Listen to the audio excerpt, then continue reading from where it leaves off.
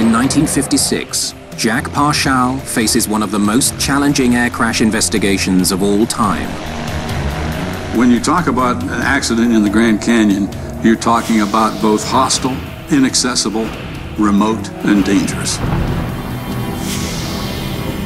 Hot enough to melt aluminum. This was the age in which accident investigation began to grow up. Now, let's see what we got in the DC-7. Damn! The world expects answers from Parshall. Right there. The consequences for getting it wrong in any respect could have tremendous negative ramifications for this fledgling industry. Parshall makes a frightening discovery about commercial aviation. It isn't safe. It's not a matter of the system being broken. Guys, we don't have a system.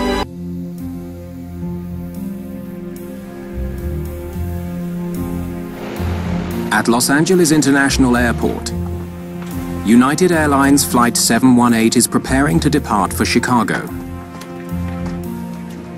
The DC-7 is the newest and fastest passenger plane in America, the pride of the United Fleet.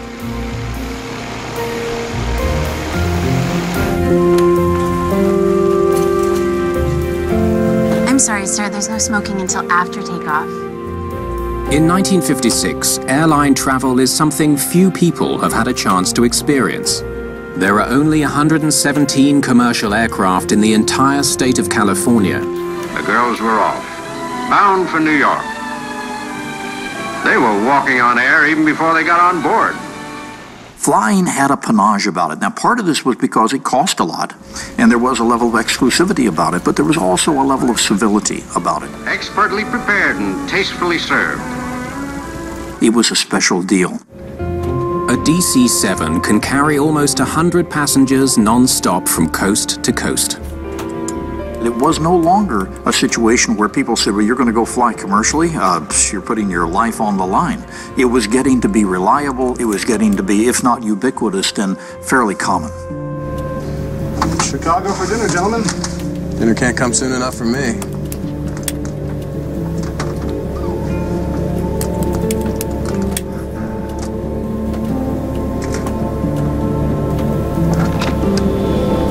Door closed and secure, guys. The DC-7 is powered by 4 huge engines. Each one has 18 cylinders. The Wright 3350 turbo compound is a technical marvel, but it demands a lot of attention. Good morning, ladies and gentlemen, and welcome aboard United Airlines 718. Our captain today is Bob Shirley. You're in good hands. 48-year-old Captain Bob Shirley has more than 17,000 flight hours. He's been on the Plum LA-Chicago route for nearly a year.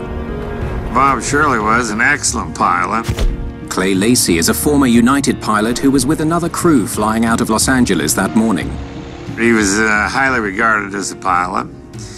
And he had his own airplane, and the guy loved aviation.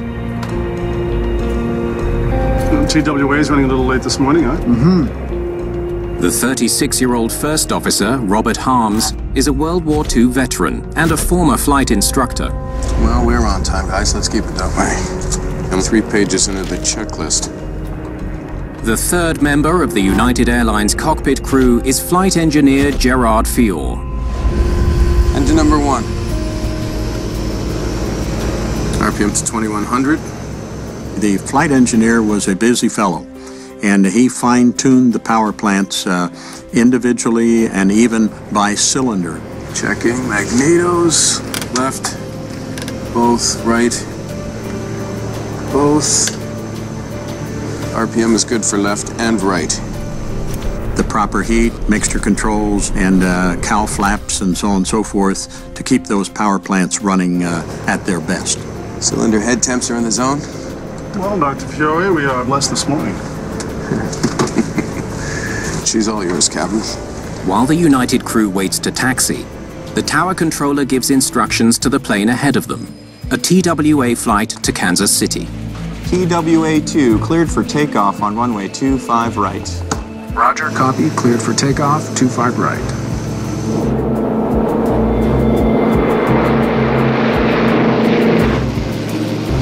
United Flight 718, taxi to position and hold. You are next on runway 25 left. United 718, copy, taxi and hold. Runway 25 left. The United flight is right on time this morning. Keeping to schedule is important in the small but growing air travel business, where many flights carry at least some first-time passengers. As they kept adding flights, passengers kept coming. It was almost an if you schedule it, they will come situation. United Flight 718, cleared for takeoff. Takeoff clearance obtained. Takeoff thrust.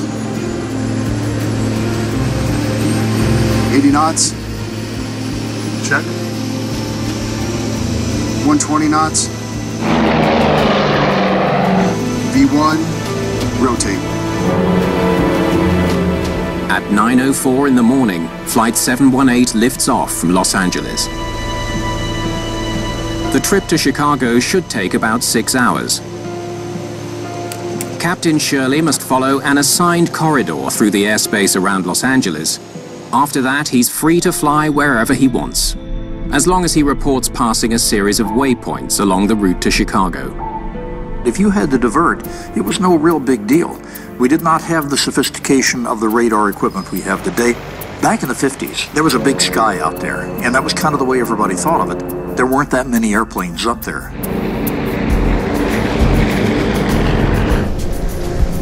Can I offer you something to drink, ma'am? The engines sound good, Mr. Fiore. How are the temps? They're holding steady, Skipper. Still running a little rich. We were very interested in those days in pleasing the passengers. All time for some introductions. Knock yourself out. Good morning, folks. Captain Bob Shirley here. It is a beautiful, bright day. We're almost at our cruising altitude of 21,000 feet, which is almost exactly 4 miles. If only 10% of the people had flown, we were certainly trying to get more people to fly, so try to make it a fun, interesting experience.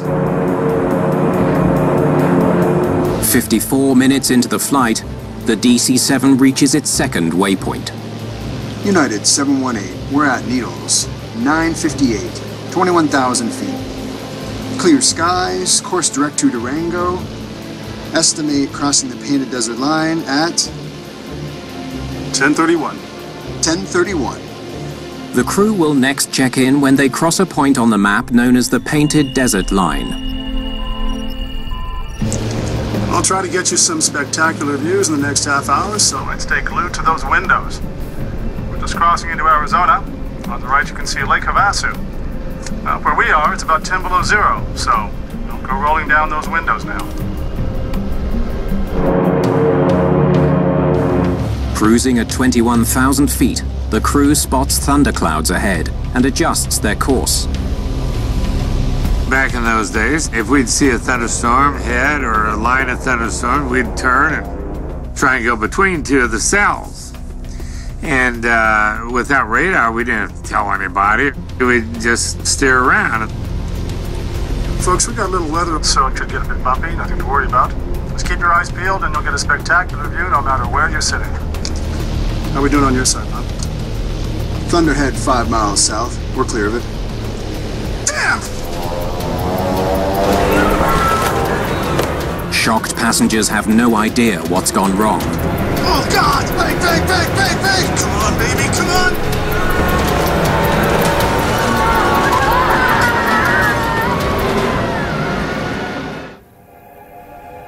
United Dispatch to United 718.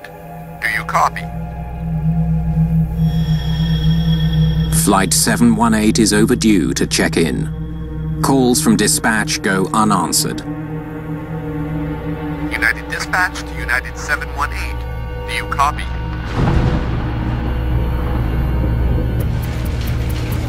Air Traffic Control Headquarters in Salt Lake City.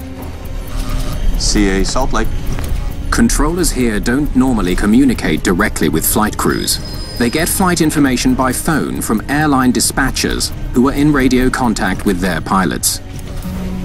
At 10:51, they get a disturbing call from United Airlines dispatch. Salt Lake. Understand. United 718, 20 minutes overdue at Painted Desert.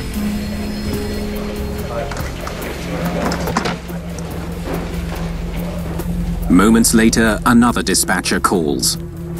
More disturbing news. Salt Lake, TWA. I'm getting no response from Flight 2. Understand, TWA. Flight 2, 20 minutes overdue at Painted Desert. We have had no contact here. Controllers now know that 2 planes flying from LA have not reported crossing a scheduled waypoint, the Painted Desert line. United Flight 718 and TWA Flight 2 to Kansas City were both expected to reach that waypoint at 10:31. CAA Salt Lake, TWA Flight 2, do you copy? In the absence of a radar beam hitting an airplane, if the airplane disappears, you're not going to know that anything is wrong until probably the second time that they fail to hit a reporting point. They're supposed to get on the radio and report their position. TWA 2, CAA Salt Lake, do you copy? TWA Flight 2 is carrying 70 people. There are another 58 aboard the United flight. Controllers and dispatchers can only wait for some response to learn their fate. I had a trip that morning in a DC-6 from Los Angeles to Denver. We got over Bryce Canyon about the same time that Air Inc. was calling United 718. CAA Salt Lake, do you copy? Maybe twice a minute. They were trying to get a hold of him. And I remember Slim, who was Bob Shirley's boss, he says, that Bob isn't listening to the radio, you know. More than an hour has passed since the planes were last due to check in. Controllers send out a bulletin asking local authorities to keep an eye out for the 2 missing planes. Painted Desert, that's where you expected to hear from at least one of those 2 airplanes. When neither of them were heard from, that's the time that the hair is going to begin to stand up on the back of the heads of the controllers. 2 commercial airliners are still missing somewhere over the Arizona desert. Finding an aircraft in those days, before we had various locator beacons, before we had the radar systems that we have today, indeed was looking for a needle in a haystack.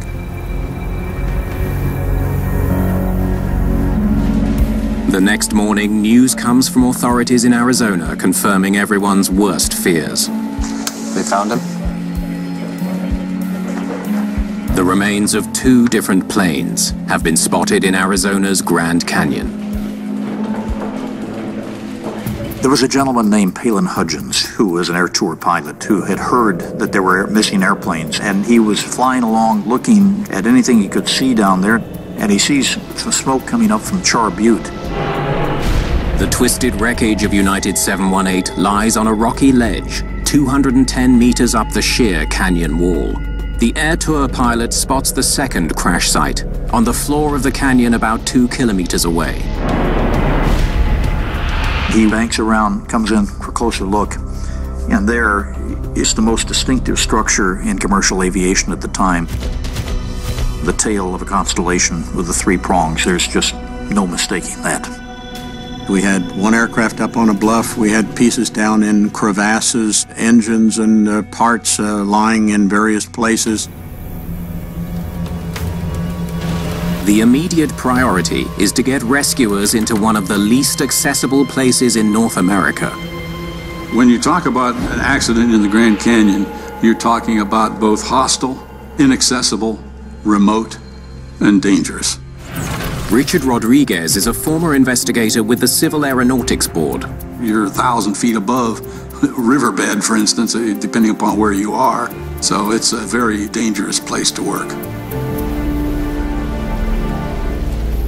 When rescuers finally reach the crash area, they first find the scattered remains of TWA Flight 2.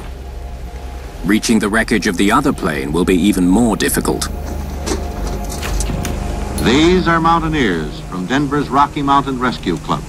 Near the rim of the Grand Canyon Gorge, they collect their gear. These mountaineers will attempt to scale the steep walls from the floor of the canyon in order to reach an abutment on which rests the shattered wreckage of the United Airlines DC-7. It's not long before rescuers come to a grim conclusion. Everyone aboard both planes is dead. It is now up to investigators from the Civil Aeronautics Board to piece together what happened. The Grand Canyon is a graveyard for 128 passengers and crew of two airliners which crashed on peaks little more than a mile apart. The impact reduced the wreckage to carbonized smears of paint and metal. None survived. The sudden loss of two of America's most modern airplanes shocks a country that has come to think of air travel as luxurious and safe. We were not familiar as a people with having massive tragedies like this and a huge body count, especially in this fledgling thing called commercial aviation. We were used to an airplane crashing every now and then. It was a fairly common occurrence, but not two very safe airliners. Air accident investigators are shuttled to the crash site by helicopter. The investigator, of course, is driven by a desire to know what caused the accident for the simple reason that we want to prevent it from ever happening again. The team's lead investigator is well suited for the job. Jack Parshall is an aviation legend, not only an experienced pilot, but a crash survivor himself. This was one of the pioneers. This is a guy who's flown airmail, he's done it all over the years, and he's also had 4 crashes of his own. You would want somebody exactly like this on the job of trying to piece together the dynamics of a crash as well as piece together the metal. All right, let's figure out what's what. Start mapping this up. The pieces on the ground will tell Parshall what happened in the air. Folks, we've got a little weather, so it could get a bit bumpy. How are we doing on your side, Bob? Thunderhead 5 miles south. Could a sudden thunderstorm have produced turbulence violent enough to knock both planes out of the sky? Damn!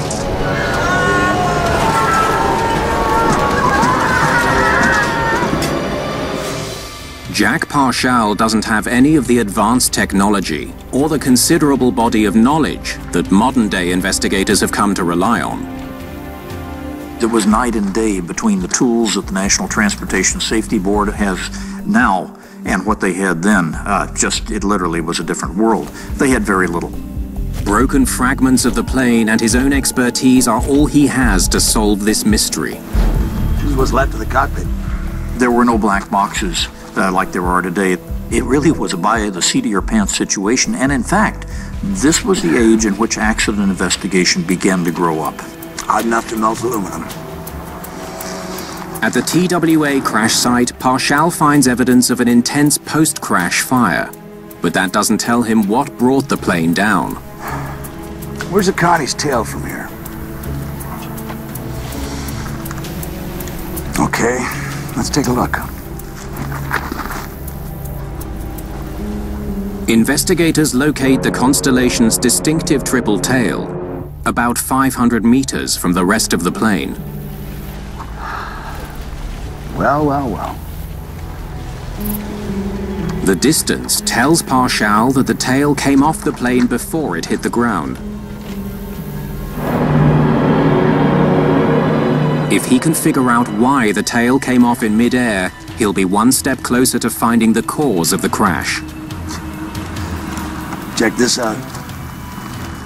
The wreckage of TWA Flight 2 shows clear evidence of a catastrophic impact. The plane's skin has been shredded. Parshall also finds small streaks of blue paint. We're gonna need this brought up to the hangar. On the canyon floor 700 meters from the constellation lies a piece of the other plane.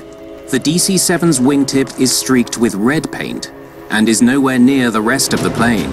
It also came off in mid-air. It was a smoking gun. When you find red on an airplane that has no red, that pretty well proves the point that something happened up there that was not part of that airplane as it took off from Los Angeles. This was one of the things that cinched the deal. The evidence points to an incredibly rare, almost unheard of event. They definitely swapped some paint up there. It wasn't severe weather that brought down two planes from two of America's largest airlines. Damn! What's he doing there? It was a mid-air collision. For a DC-7 crew to look up and see a white constellation right in their face, first of all, there's going to be a nanosecond or two of absolute, complete disbelief. Oh, God! Bang, bang, bang, bang! Come on, baby, come on! Muscle memory kicks in for any experienced pilot, and that's when the yoke gets grabbed and thrown in whatever direction, raising the wing, trying to get out of the way. But the dynamics at that point in time are too late.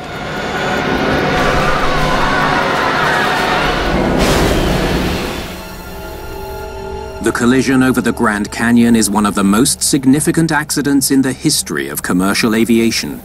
It was an earth-shaking event that took place there that day.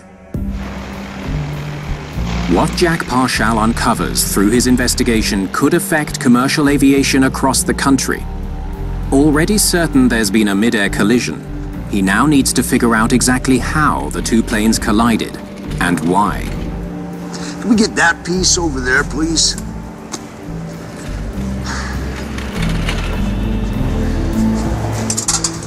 Thanks, guys.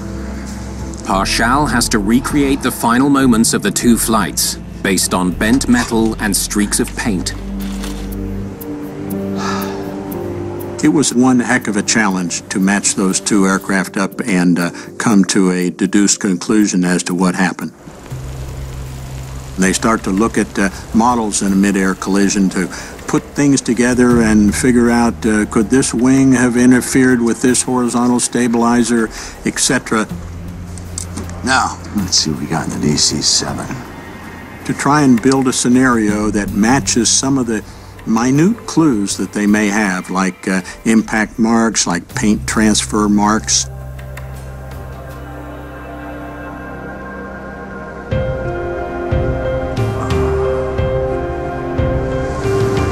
Take a picture, please.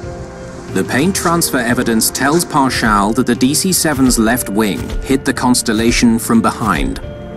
It was obvious that the DC-7 had probably overrun the constellation from the right rear side.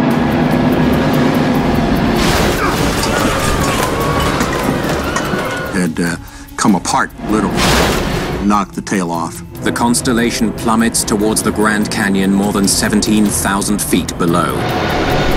United 718 has lost half of its left wing, but not all of its engines. What's the damage? Number one engine is out. Airspeed! 260! Come on, level out. 8,000 now. Anyone that survives a mid-air collision is luck. Because it depends on what the damage to their airplane. You have to have enough left to control the airplane. Less than a minute after the collision, TWA Flight 2 slams into the canyon floor. In the DC-7, Bob Shirley and his crew struggle to avoid the same fate. Come on, pull up! Pull up! This airplane is going to be rolling rapidly to the left, and it has no control.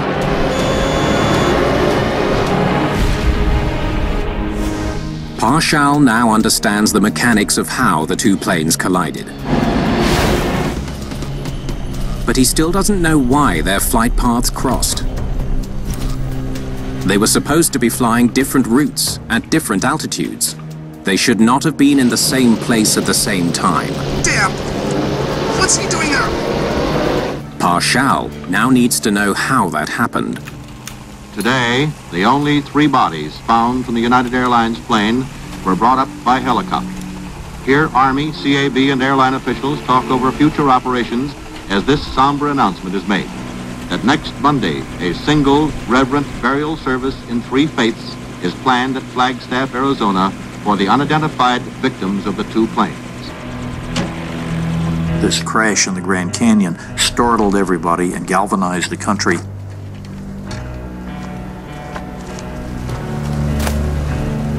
I would just imagine that Parshall was very cognizant of the fact that this was probably the most critical investigation he had ever been involved with, and that the consequences for getting it wrong in any respect could have tremendous negative ramifications for this fledgling industry. Investigators continue climbing through the wreckage of two passenger planes that collided over the Grand Canyon. Jack Parshall reviews the plane's flight plans. So they both start the day at LAX. United Flight 718, taxi to position and hold. Let's see. 718 was cleared Green Airway 5 out of LA, direct to Palm Springs Junction, to Needles, then on to Painted Desert Line, here at 21,000 feet. TWA was cleared Amber Airway 5, Green Airway 2, direct to Daggett, and then crossing Painted Desert Line at 19,000 feet. Either one of them should have been over the canyon. It's clear both planes diverted from their original flight plan. But Parshall knows that's not uncommon. What you would find pilots doing is they would file a flight plan along the airways, and once you get airborne and you're more or less out of the heavy congested area of an airport, then you refile your what you really want to do, which is direct here, direct there, direct someplace else. With no cockpit voice recorder to help them, investigators turn to radio dispatch recordings and transcripts. The radio calls between the pilots and their company dispatchers may hold clues about the routes the two planes actually took that day. United 718, we're at Palm Springs Junction. United 718, we're at Needles, 958. 21,000 feet, clear skies. That's the last one they reported. Course direct to Durango. Estimated crossing the Painted Desert Line at 10:31. 10:31. They had 33 minutes to get there, so how come they never made it? To answer that question, Parshall needs to learn more about the movements of the other plane, now lying at the bottom of the Grand Canyon. Let's see what TWA did. TWA-2 cleared for takeoff on runway 25 right. Roger, copy. Cleared for takeoff, 25 right. TWA Flight 2 took off 3 minutes ahead of the United flight in a different direction. It was to fly northeast, towards its first checkpoint, Daggett. TWA-2 en route Kansas City, passing Daggett at 19,000. Roger, TWA-2, 19,000 at Daggett. The TWA pilot was Jack Gandy. With 15,000 hours as captain, he was nearly as experienced as United's Bob Shirley. Gandy knew these skies well. He'd flown this route nearly 200 times. Good morning, TWA dispatch, TWA-2. We've got a little bit of weather here we want to get on top of. Be a good man and ask Salt Lake to clear us to 21,000. Roger, TWA-2, requesting clearance at 21,000 feet. So, TWA asked for 21,000. So Salt Lake clears them? No.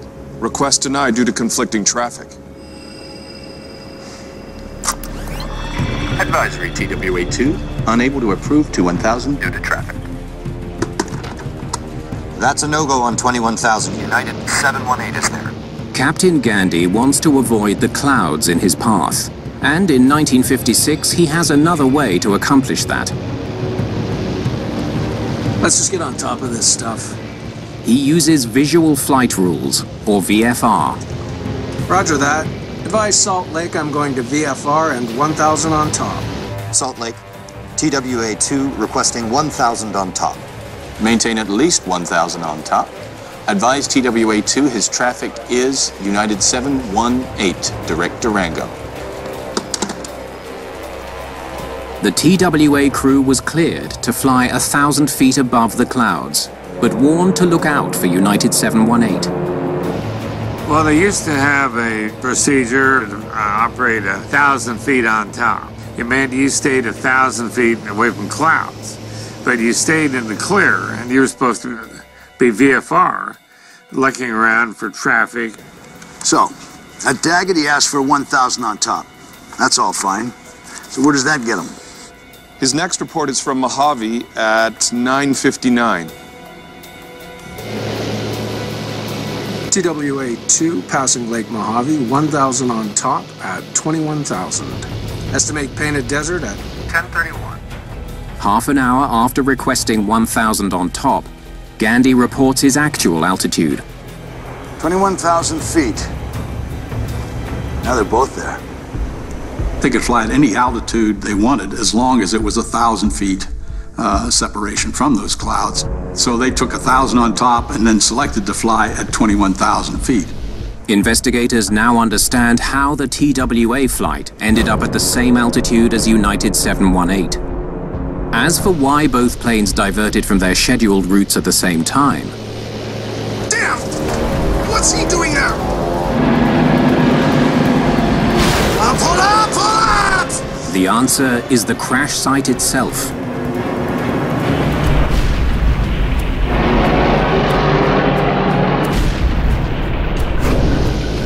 An awe-inspiring natural wonder. Let's give him a look, shall we? All right, Captain. It was common of making a few turns over the Grand Canyon to show people the Grand Canyon. I mean, that happened every flight because the Grand Canyon is such a spectacular sight. Wonderful sights to see way down below. The Grand Canyon, for instance, one of the 7 wonders of the world. Sightseeing in terms of what you could show to the passengers was something that really lit up the senior flight crew. I can actually show you something that nobody else can show you. I can dazzle you with things that you, as an ordinary human being who doesn't fly, would never see. Just keep your eyes peeled and you'll get a spectacular view no matter where you're sitting. How are we doing on your side, Bob? Thunderhead about 5 miles south. We're clear of it. Okie dokie. We've got some room. You were free to, if you wanted, to deviate a little bit for sightseeing. That you could. It wasn't dangerous. Nothing dangerous about them. Damn! But on June the 30th, 1956, it proves fatal. God! Jack Parshall needs to find out how such a common practice killed 128 people. From the very beginning of aviation, we had the concept of see and avoid or see and be seen. The responsibility for separation of aircraft was still the pilot's responsibility. Parshall knows that United hit TWA on the right side coming from behind. One of the pilots failed to see and avoid. Parshall needs to figure out which one. What's he doing there? The answer will lead to sweeping changes in the rules governing commercial aviation.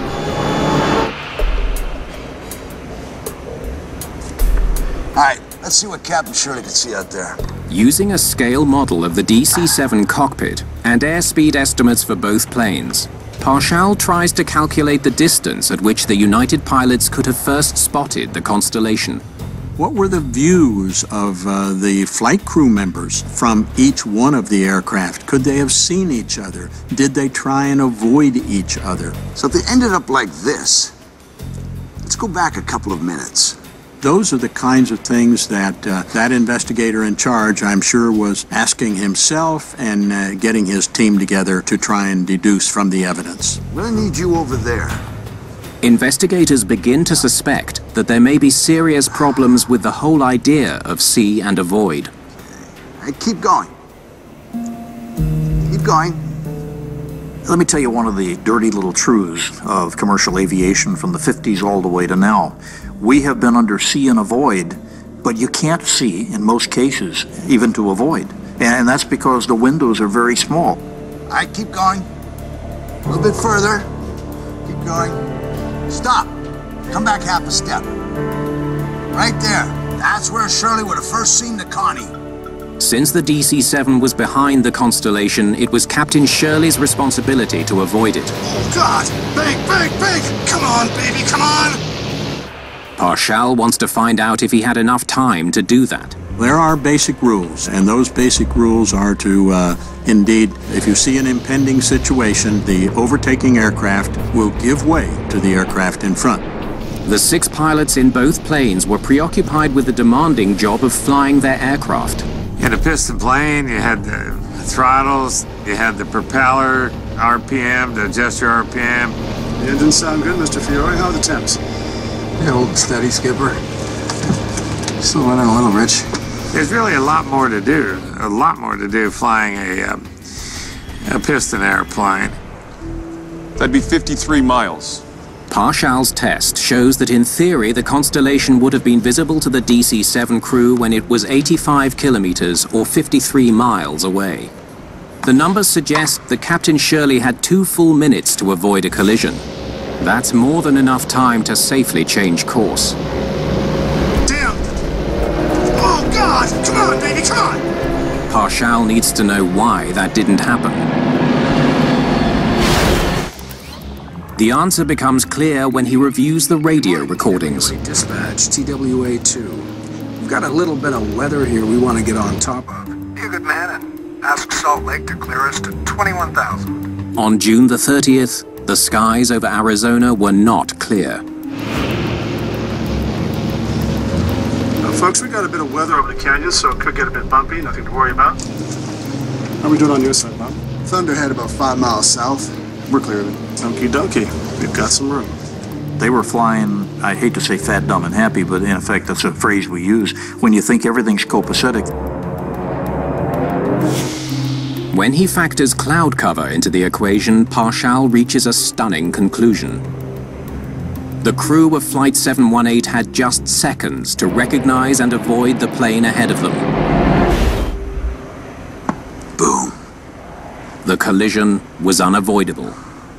You have seconds to respond, to identify, to develop or formulate a evasive maneuver and execute it, and for the aircraft to respond to any control inputs that you put in there. There was no indication in the heads of any of the pilots on either of those 2 flight decks that they were in proximity of anybody else in a dangerous way until they came around a cloud and all of a sudden the DC-7 crew has a Connie right in their face. And the Connie crew, I'm sure that they, to the moment of death, had no idea whatever hit them.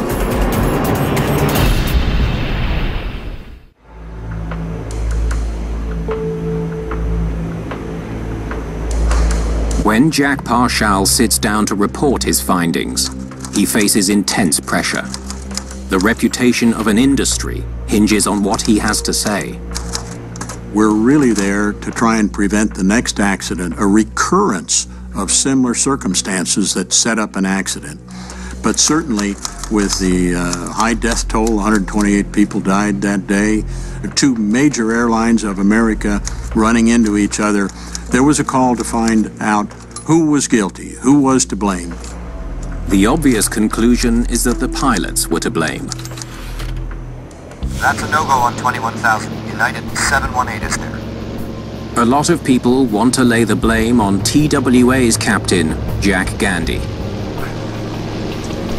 Roger that. Advise Salt Lake I'm going to VFR and 1,000 on top. It was Gandy's decision to switch altitudes that put his plane in the path of United 718.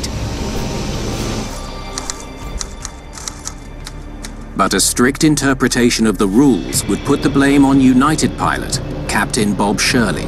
Damn! What's he doing there?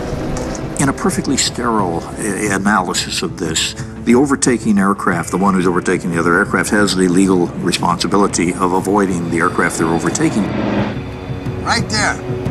But Parshall's calculations have shown there was no way for Captain Shirley to avoid the collision.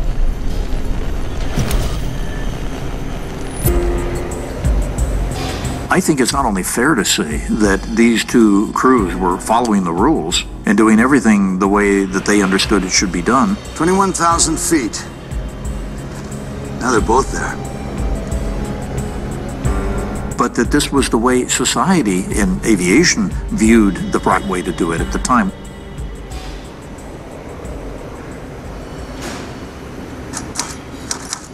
There is one last possible culprit.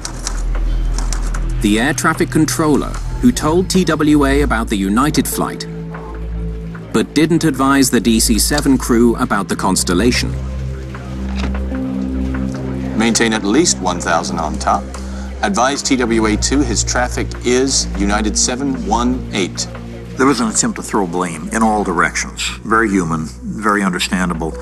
By the same token, when it came to blame put on the air traffic controllers, it was very misplaced. With no radar coverage, Air traffic controllers could not visually track flights. It was impossible for them to advise every company dispatcher on the precise location of every plane in the sky. I think if we try and pin the issue down to who was to blame, we're probably looking at this accident in an inappropriate way. It has become clear to Parshall that no one person is to blame for the mid-air collision. Those two aircraft were put in the proximity of each other by the rules and the regulations. The real cause of the crash is something much bigger, something that goes to the very heart of aviation in America. Jack Parshall concludes that blame for the Grand Canyon disaster lies not with the pilots, not with the controllers, but with a completely inadequate air traffic control system. The subtext in that report had to be very delicately placed in front of the Congress and the American public, but the subtext is very clear, and that is, it's not a matter of the system being broken. Guys, we don't have a system. This is a great non-system of air traffic control, and until we get a handle on that, we are not going to be able to rise to the level of assurance of separation in any degree that the public is obviously expecting. The Grand Canyon crash and Jack Parshall's report provoked dramatic changes in American aviation. As a result of the event in the Grand Canyon, something new was born. There was a new awareness to the public's right, desire, and interest in air travel. And that was fostered by lots of very innovative designs in traffic collision avoidance systems that are present in today's environment. The main outcome of the Grand Canyon collision is that the United States now has a nationwide radar system. Controllers can now track the movements of planes in even the most remote parts of the country. The only way you're going to assure that this will never happen again is if you've got somebody positively controlling whoever's up there to where they cannot get too close to each other. They can't change altitudes at the right time. You can't mix the traffic. And that meant radar coverage across the entirety of the country. Despite all the advances, air traffic controllers still face challenges. More planes in the sky, flying faster and higher than ever before.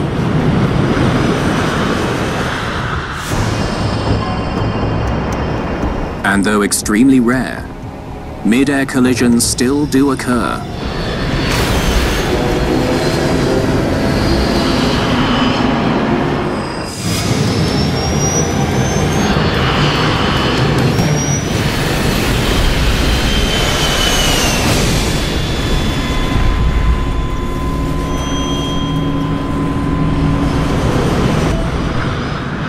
In response, aviation officials are developing a system that could transform air traffic control in America. The Next Generation Air Transportation System, or NextGen, will use GPS satellites to give pilots the precise location of the traffic around them. By the year 2020, pilots will know exactly how close they are to all other aircraft without air traffic controllers having to tell them. Hopefully the next generation of air traffic control will look back on that event of the Grand Canyon, and we'll try and get ahead of it before such another tragedy does recur. As the era of romantic air travel fades into history, the lessons learned from the Grand Canyon disaster remain. Flying can always be made safer. I'm reminded constantly, anytime I study an older accident, of something that was said by George Santayana in 1917, an American philosopher who said those wonderful words, "He who cannot remember the past is condemned to repeat it."